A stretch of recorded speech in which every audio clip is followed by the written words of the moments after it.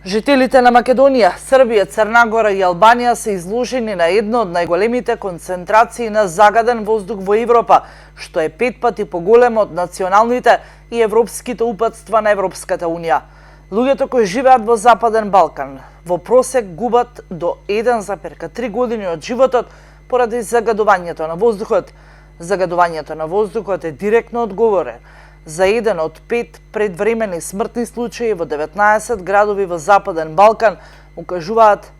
прелиминарните резултати од извештајот на Програмата за животна средина на Обединетите нации.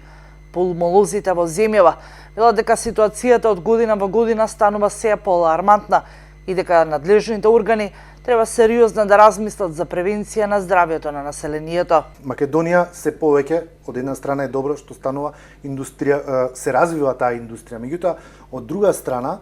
значи ние мораме сега да се навикнеме на некој начин дека таа индустрија, значи тие отпадни материи во воздухот што се исфрлаат, особено во големите градови, каде што се индустриализирани многу, може да предизвикаат појава на теоретски некој човек да е алергичен на нешто. Не е само алергенот како причина за тоа, туку во тој загаден воздух постојат и многу други частички. Бевме сведоци на бомбардирање на така наречени PM10, PM5, PM2,5, кои што и како се штетни за белите дробови, генерално и за здравјето, затоа што се таложат во најпериферните делови на белите дробови и може да предизвикаат најразноразни проблеми, почнувајќи од една обична кашлица се до јас што викам, не дај Боже, некоја